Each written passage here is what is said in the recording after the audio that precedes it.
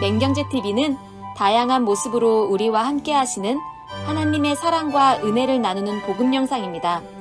구독하고 알람 설정을 하시면 그 사랑과 은혜를 함께 나누실 수 있습니다. 좋아요도 꼭 눌러주세요. 감사합니다. 루마니아의 작가 게오르규의 작품으로 유명한 25시라는 장편 소설이 있습니다. 안소니 퀸 주연의 영화로도 잘 알려져 있는데 이 소설의 주인공 이름이 요한 모리츠입니다. 선량한 농부로 평범한 삶을 살던 모리츠는 이 특이한 얼굴 윤곽 때문에 유대인으로 오인되었습니다. 그래서 헝가리로 탈출했습니다. 그러나 곧 체포되어서 나치의 강제 노동 수용소로 보내졌습니다. 유대인이 아닌데 유대인이 된 것이죠. 그곳에서 게르만 민족 연구가인 한 독일군 장교에 의해 그는 게르만 영웅 족속의 순수한 혈통을 이은 게르만의 후예로 인정받게 됩니다. 그래서 이제 강제 노동자의 신분에서 벗어났는데 이번에는 강제 노동의 감시병이 되었습니다. 오해가 풀렸으면 당연히 집에 돌아갈 수 있어야 하는데 그러지 못하고 거기 군인으로 남게 된 거죠. 그러나 사랑하는 아내와 가족이 그리웠던 그는 다시 연합군 지역으로 탈주했습니다. 탈영을 한 것이죠.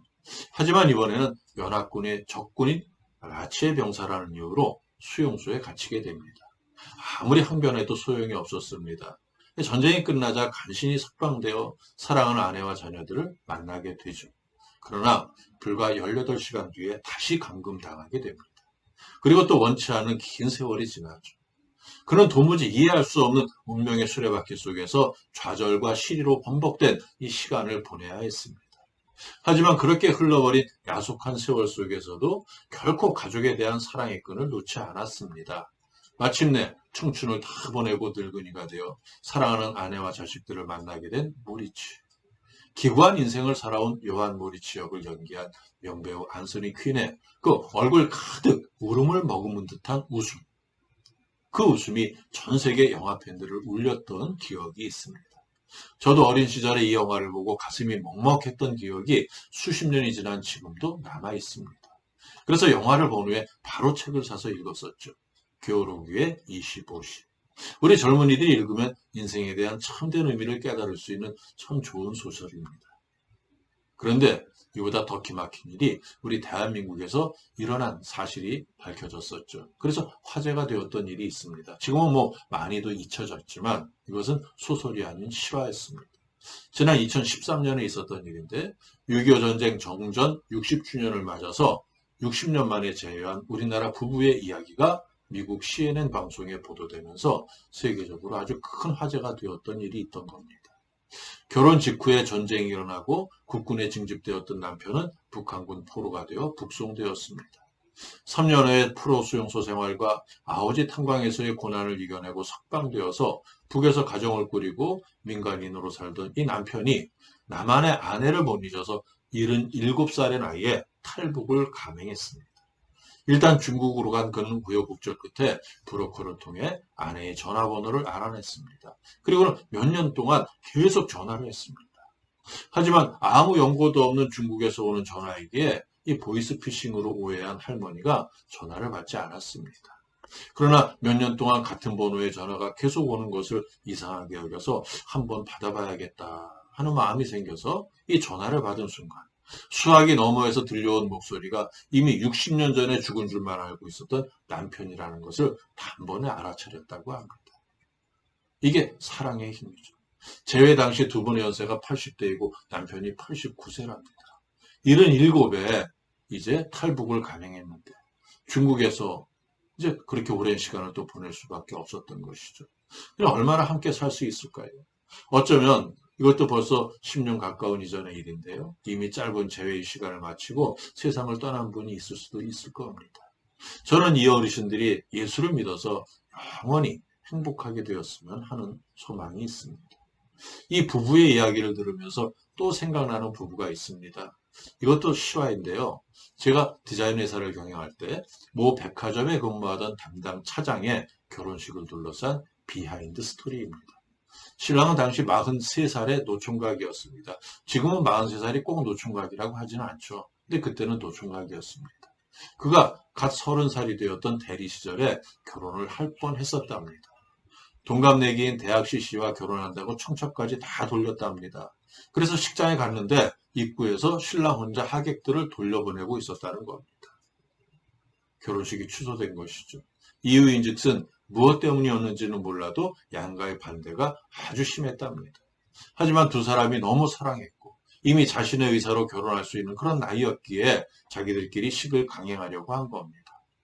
그런데 그만 신부가 친정아버지에게 붙잡혀서 머리를 모두 잘리고 집에 갇히고 말았던 겁니다. 젊은 분들이 들으면 어떻게 그런 일이 있을 수 있나 하겠죠. 하지만 아버지에게 가정의 권한이 과도하게 주어졌던 과거 가부장적 사회에서는 딸이 아버지에게 머리 잘리고 갇히는 일이 아주 드문 일이 아니었습니다. 하여간 이렇게 결혼식을 올리지 못하고 침통해하는 신랑을 위로하기 위해 협력업체 사장들이 며칠 동안 술을 샀답니다. 그때 그가 평생 독신으로 살겠다고 선언했지만 모두들 생각하기를 설마 그런 결심이 얼마나 가랴 했답니다. 외모 준수하고 튼튼한 대기업 직원인데 이 사람들이 그냥 놔둘 리 없잖아요. 근데 실제로 대리가 되고 과장이 되고 차장이 되기까지 연애도 안 하고 소개팅도 안 했답니다. 그런데 이미 43세 느닷없이 청첩장을 돌린 겁니다. 첫 결혼식이 식도 못 치르고 깨진 지 13년 만이었죠. 그래서 이제 협력업체 사장들이요, 그러면 그렇지 너라고 별 수 있냐 하는 생각을 하면서 결혼식에 왔다 합니다. 저도 그날 갔죠. 신부가 무척 늙었습니다. 노총각이지만 사회적인 지위도 있는데 왜 지금까지 독신으로 지내다가 저렇게 늙은 여자와 결혼할까 궁금했는데 이 피로 현장에서 신혼신 부부의 그 지인들을 통해서 놀라운 이야기를 듣게 되었습니다. 그 신부가 13년 전에 그 여자라는 겁니다. 부모의 반대로 결혼에 실패했지만 13년 동안 다른 사람은 쳐다보지 않다가 양가 아버님이 돌아가신 후에 어머니들을 설득해서 마침내 결혼에 성공한 겁니다. 정말 오래 참은 거죠. 교과서에 실려있는 얼굴이라는 제목의 노래가 있죠. 동그라미 그리려다 무심코 그린 얼굴. 제가 음치니까 대략 이 정도 하겠습니다만 그래도 무슨 노래인지 아시는 분은 아실 겁니다. 이런 가사인데 이 노래를 부른 가수 윤현선 씨도 첫사랑이었던 남자 집안의 반대로 결혼을 못하고 독신으로 지내다가 이번에는 무려 27년 만에 재회해서 결혼했다고 합니다. 사랑의 힘은 이렇게 놀랍습니다. 요즘 젊은이들 가운데 사랑을 너무 쉽게 생각하는 사람들이 많습니다. 에로스이든 아가페이든 필리아이든 사랑에는 진심이 담겨야 합니다. 물질에 매이는 사랑, 돈으로 주고받는 사랑은 사랑이 아닙니다. 진실한 사랑은 세상의 모든 가치 중에 가장 우월한 가치입니다. 사랑은 세상의 모든 법과 관습 위에 있습니다. 그 사랑의 본체가 바로 하나님이죠. 사랑은 하나님이 우리에게 주신 고귀한 선물입니다. 우리가 하나님을 사랑하고 가족을 사랑하고 또 이웃을 사랑해야 하는 이유는 그것이 하나님의 선물이면서 동시에 하나님의 명령이기 때문입니다. 하나님이 먼저 우리를 사랑하셨습니다. 그 사랑으로 당신의 독생자를 보내주셨습니다. 그리고 우리에게 서로 사랑하라고 하십니다. 이웃을 내 몸과 같이 사랑하라고 하십니다. 이 영상을 보는 분들을 진심으로 사랑합니다. 세상에 헛된 사랑이 아닌 하나님께서 가르쳐주신 참 사랑을 하시기를 소원합니다. 오늘도 함께 해주셔서 감사합니다. 다시 한번 구독과 좋아요, 알람 설정 부탁드립니다. 주님의 사랑으로 축복합니다.